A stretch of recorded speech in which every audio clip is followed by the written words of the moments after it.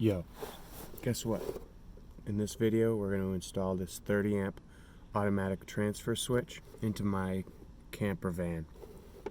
So the way we're going to do this is, right now I can get power from Shore Power, which is an outlet that is on the outside of my van that comes inside and goes to the AC breakers. Or now I have this 2000 watt inverter. So rather than use the inverter's outlets, I'm gonna hook it up to this transfer switch so that when I am not on shore power, all my existing AC outlets will get powered by the inverter. So let me show you that. So these outlets here, there's a couple of these multi-outlet panels throughout my van, and they're only powered when I have shore power. So now that I have the inverter, I'll set it up so that when my inverter's on, those outlets will get powered.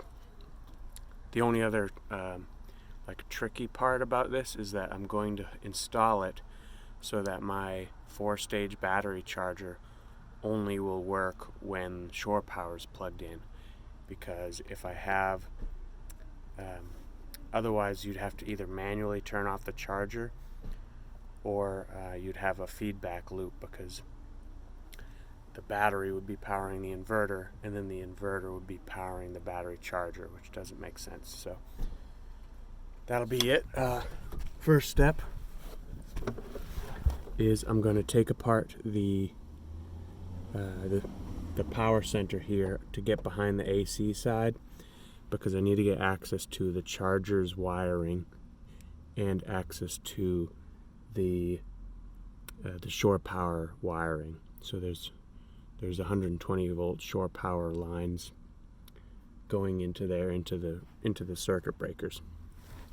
So I'm going to get access to those, and we'll take it from there. Alright, first step is to remove the faceplate on this AC panel to get behind it. There's this screw here that I made myself because this one was stripped. So that one, and then this one, which needs a flathead screwdriver. So this is just for reference, this is a Magnatech 6345. The charger was upgraded by me to a Progressive Dynamics one, but most RVs actually have a very similar model to this, so you should be able to apply the same techniques here. So I'm going to unscrew these next. Alright, now I have access behind the AC panel. So down in this hole is where the charger is. So these 3 wires coming up are connected to this 15 amp circuit breaker. So what we're going to do is take those out and plug them into the automatic transfer switch in a way so that the charger only works when I have shore power. So this is something I learned from Michael Bracewell's YouTube channel. I'll put a link in the description to his channel because he has a video where he installs this as well. So one thing to keep in mind is, because this goes into this 15 amp circuit breaker, and we'll be taking it out of that, we need to protect the wires, so we'll use a 15 amp glass fuse instead. So I'll show you that when the time comes. The other part is that I believe it's the wires coming in from this top outlet, this top hole. I believe these are the wires for coming in from shore power. It might not. I have to check, but I will get back. I will confirm that in the next set of videos. But those are coming in here, and we'll also be moving those to the transfer switch. Alright, so I followed it's actually this wire here, this bundle, and I followed it around, and it ends up being this top one. So it's the top one there that's coming in. You can see it's got the copper wire, copper ground wire, and it's got a white and black wire. The white wire comes in and goes to this ground bar, and then the black wire comes in and goes to this 30 amp breaker, which is the main switch. Alright, so the first thing I'm going to do is disconnect the red and black wires from the battery charger and then feed them through this port here.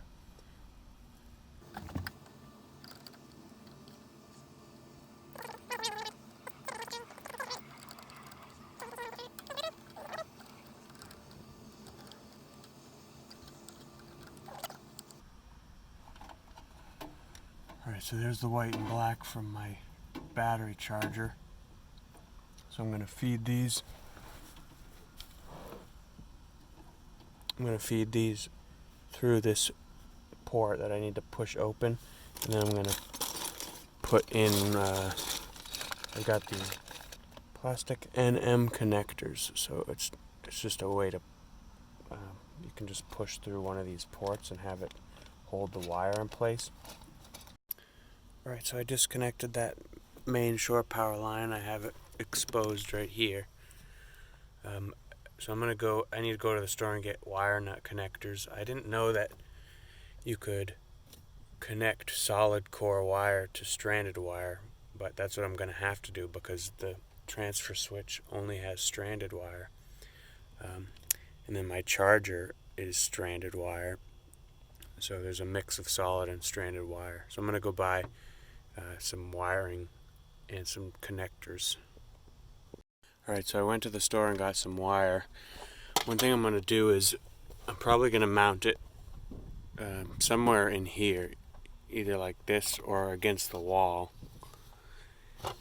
And what I can do is I can get all the wiring and measure it, and then I think I can bring it into my apartment and I can connect everything inside and have all the wires coming out, and then I can bring it in here and mount it and do the rest of the connections. So I can do most of the connections in my apartment where I have lots of space to work.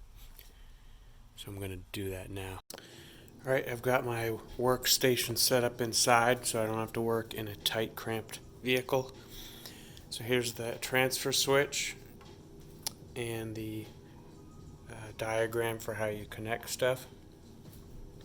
On my left I have various connectors, wing connectors, and then the clamp connectors that will go through these push holes.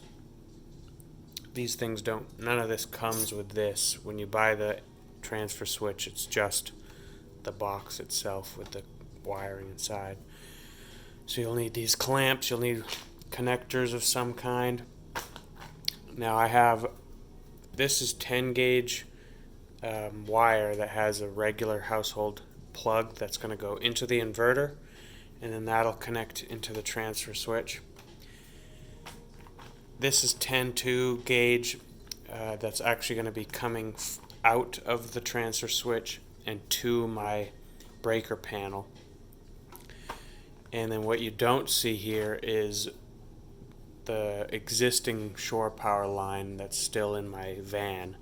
I'll have to connect that last. Then over here I have some 14 gauge wire that I'm going to use for my charger. So the existing charger wire is 14 gauge. I don't have white, so I'm just going to use, I think I'll just use red and then label it. And then I bought this is a 15 amp fuse since we're no longer using that 15 amp circuit breaker for the charger. So I'll put all of this stuff in the description, but this is a 15 amp fuse and then a holder for it. So I thought this had a bare wire connector where you screw it down, but it just has these screws. So I believe I'm going to have to use these kind of connectors and just crimp them on and then screw them on. So I will start doing that. Alright, so the first thing I'm going to do is I'm going to wire in the battery charger. So because I have to put this little fuse in there, there's not going to be a lot of room, so I'm going to do that first. just to get it out of the way and position it. To wire it in,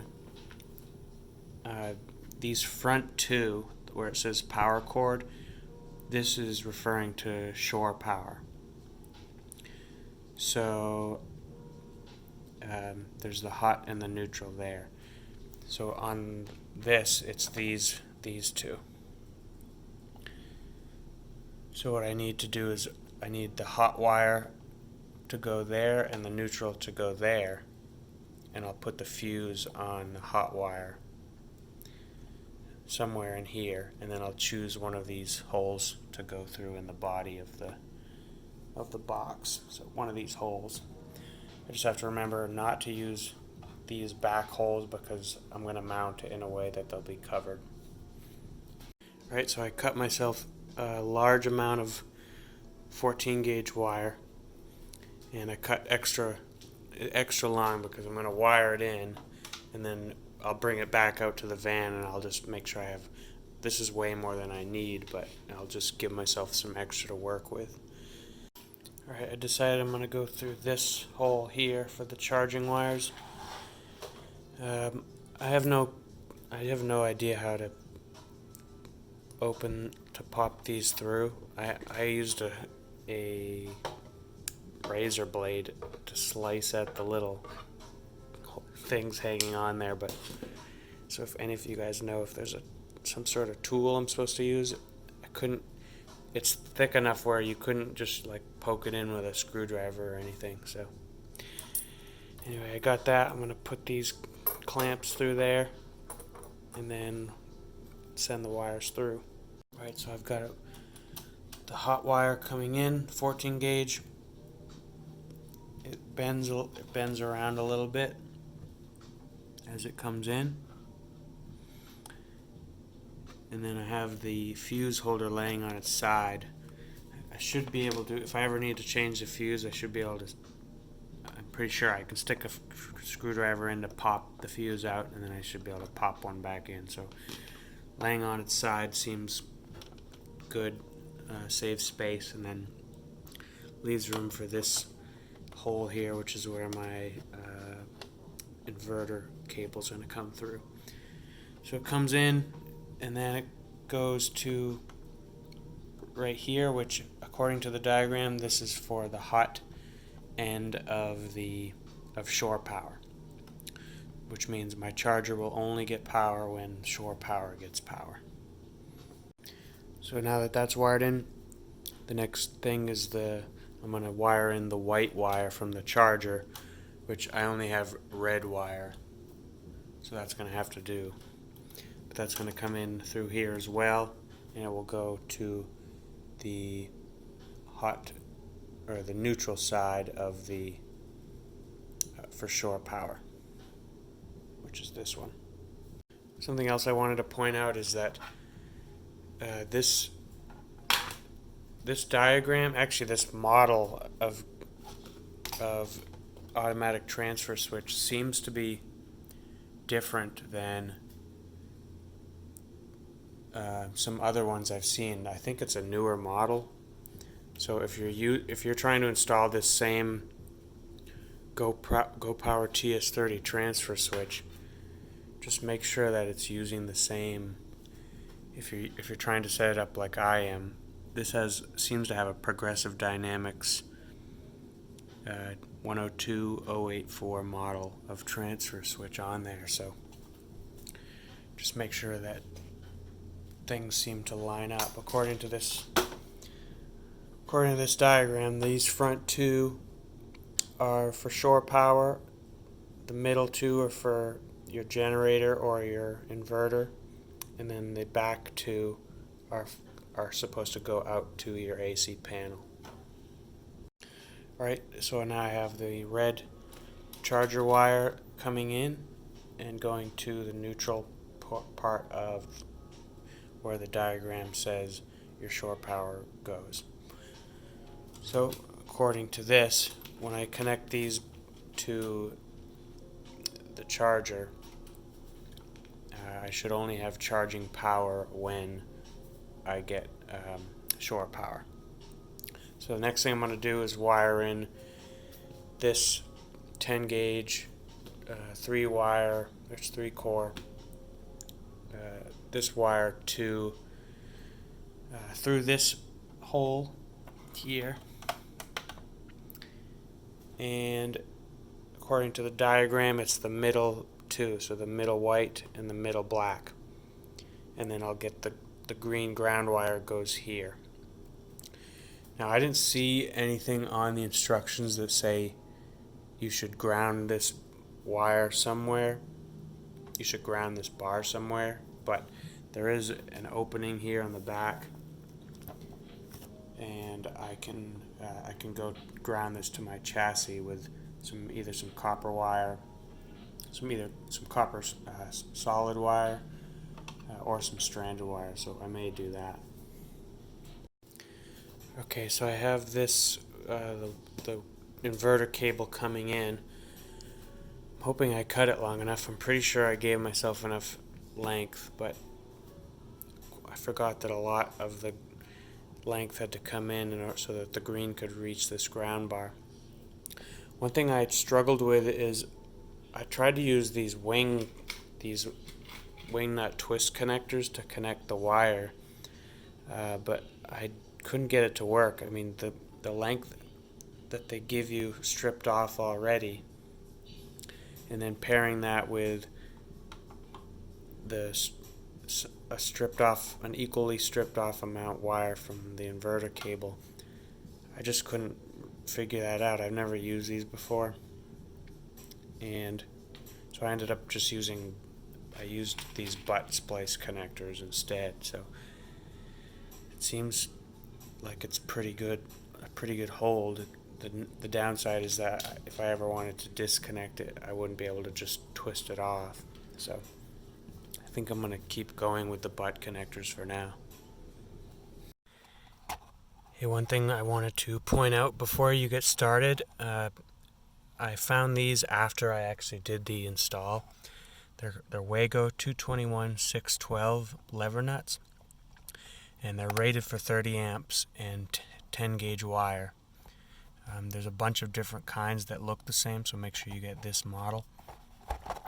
But instead of using wire nuts, it's a newer technology. I don't know, they've been around for a little while, but it's essentially these 2 levers, and let's see if I can pop one up with one hand. Yeah, they just pop up, and then you strip your wire using that guideline there, and you can stick it in there, and the wire will come all the way through, and then you just lock it down.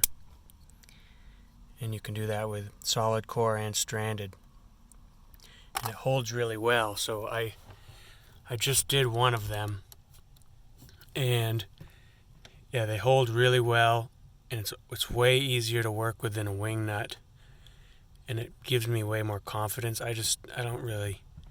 These felt really unconfident. Like, I just think they're fine, but these seem way better. And then on top of that, I noticed that the model of this transfer switch, even though it's from GoPower, the model of that relay is Progressive Dynamics. And if you go to Progressive Dynamics website, they sell a transfer switch as well. And then one of the features of the model was like, hey, we also use these Wago clips. So definitely, before you get started, unless you're really confident with the twist nuts, save yourself a hassle and get these instead. Okay, so now the inverter cable is coming in. The green is being grounded. I've got white to the middle white and black to the middle black. So yeah, I use these butt splice connectors. They seem to be pretty strong, so I think a couple of these wires will be solid core, so that's probably where the nut or the twist kind of connector will work better, I think. So the next step is to connect the outgoing, the wire that's going to go to the AC panel and back into the transfer switch. So that's these top two. And according to, I have this reversed, but it's going to be these top two, which are the bottom from my perspective. So we'll connect some 10-2 wire that's going to be solid core connecting to these stranded wires, and I'll find a hole to go through, and I'm going to give myself enough extra length to make it all the way to the panel, and I can cut it to size when I'm back in my van. Okay, now I've got everything wired in that I can wire in inside. Now I need to mount it and wire the cable that goes from the shore power and then into here, the bottom row. For this one, okay, I'm glad I did it inside. I definitely recommend taking your time, and if you can, do it somewhere where you have a lot of space. I'm not totally feeling great about these wing connectors. It just seems like a weird hack way to join wires, but they're twisted on there tight and the wire can't come out, so hopefully they're good. Okay, so I've got it mounted over there. You can see the inverter cable is coming over to here. The orange cable is going to go to the panel. And I've got the charging cables tucked under there, and they're going to come over and meet right here with the charging wires. And then the existing shore power line is going to go into the right side of this hole here, and I'll join it together to the proper wires. Okay, so it's all connected. Still kind of uneasy about these wing connectors, just because it's just twisted wire. But again, they seem fine. One thing that is not done is I need to get a wire that goes from here to the chassis. But I think what I'm going to do is there's a hole on this side right here that I can get a copper wire to come out, and then I can put it back into the AC panel area and ground it to this bar. And this bar itself is already grounded to the chassis with this wire. So I think I'll probably do that. So the last step is doing that and connecting this orange wire back into the panel, and then connecting the charger to the red and black over there. I'll probably just use butt connectors for that. Alright, starting to get dark out here, and I kind of rushed the last little bit, but everything's wired in. I've got the new cable coming through for the panel. I took a brass wire, copper wire that's connected to this ground bar here, and that's coming back into the panel, and using this ground bar, and then this copper wire, the solid core copper wire, it's the existing wire that grounds on the chassis. So it's all grounded to the chassis. Everything is, I think, correct. I don't know if I'll test it tonight, but we'll see. Okay. So I switched the main switch on. The batteries are on. I've got my inverter plugged in, and of course it's plugged into the transfer switch. So if I turn my inverter on, the inverter should be what is used to power the outlets. So let's turn the inverter on. So the inverter's on. This has like a 30-second delay, so if you listen, it should click to indicate that the inverter is now the power source. But you hear that? Okay. So that means the inverter is now the main power source, and it looks like I'm pulling about 3.5 amps in rising, or yeah, so 3.5 amps. Now if we go over here, oh yeah, I need to also, there's a circuit, there's a breaker for the receptacles, which is that one.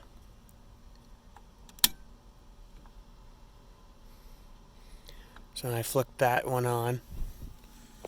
Now it looks like I'm pulling about 18 amps with that one on. And if I go over here, you'll see I am getting power.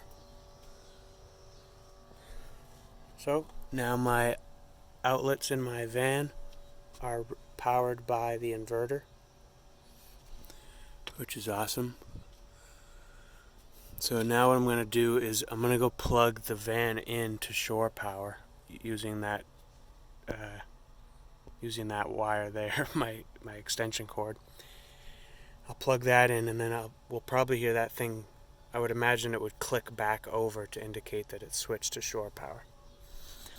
So let's go do that.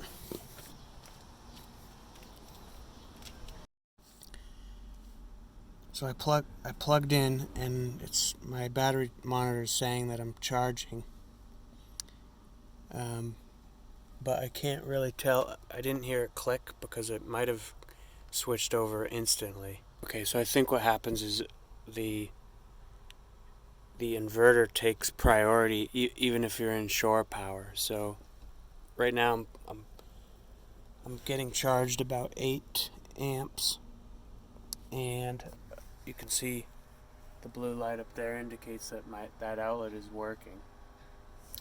But the inverter's off, so I'm running completely off shore power. Now when I turn the inverter on,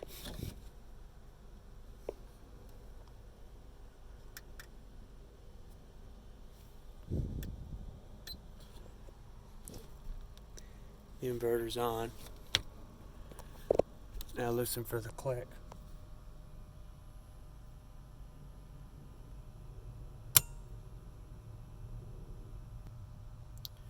So it clicks over, and I assume that means the outlets are powered by the inverter. But obviously you can see I'm still charging, and that's because the way we wired the charger in. Alright, so that's the end of the video, guys. Hopefully that was helpful. I know it got a little bit confusing towards the end because I'm confused myself. So, but everything's wired in. If you have any questions, let me know. Post them in the comments. Obviously, like and subscribe to the video if this was helpful. So I will see you in the next one. Peace.